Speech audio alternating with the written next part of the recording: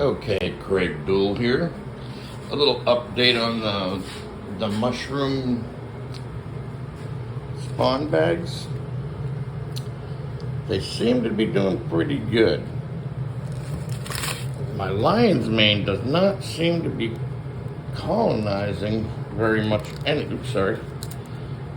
Anyway, I see a little bit starting, but my elm oyster is actually doing pretty good. You can see it's colonizing all through there, and the sawdust does seem to help. Yeah, the pink oyster, it seems to be colonizing pretty good too. The sawdust definitely is helping. You can see my bags. Kind of hard to see because of the moisture content on there, but actually there is a pretty good sized batch of mycelium starting to grow through this. Big tight squeeze down in here.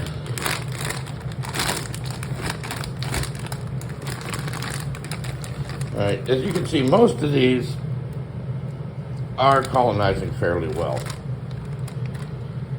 You can see the mycelium growing in the elms, the pink.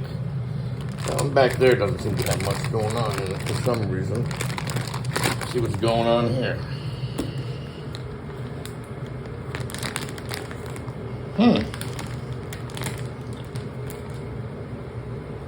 I don't know.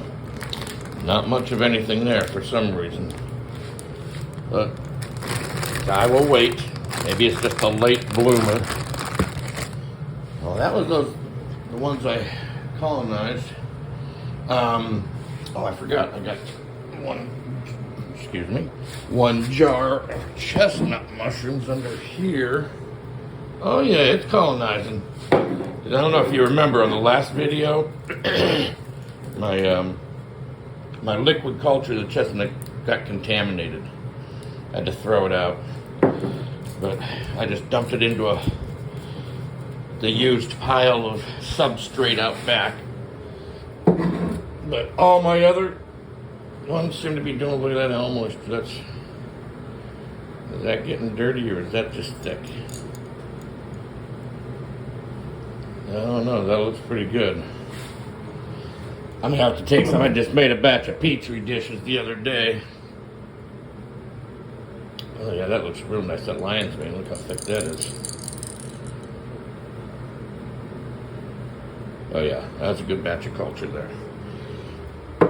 Now this one, it's just pink oyster. Oh yeah, that looks good.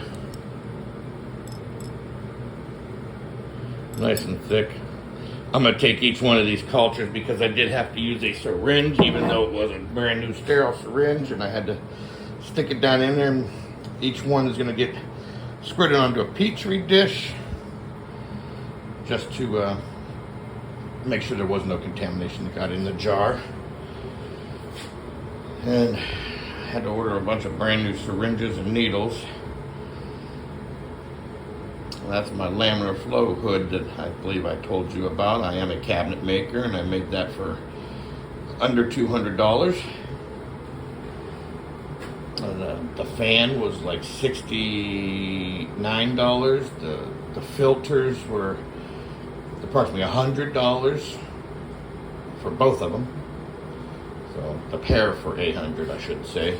And then I just built the box out of some spare plywood, leftover black from mica. Then once I discovered I had to make that little stand. And my one friend found some plexiglass sitting on the side of the road, so I cut up the plexiglass and made a little cover so I can't breathe on it, and it has great laminar flow. So if anybody wants any information on this, it's a really well working flow box. It's 24 inches wide, and my workspace is about 15 inches high, so there's plenty of room to work. If you look, you'll see right through the plexiglass, real nice. I mean, there's a lot of room here.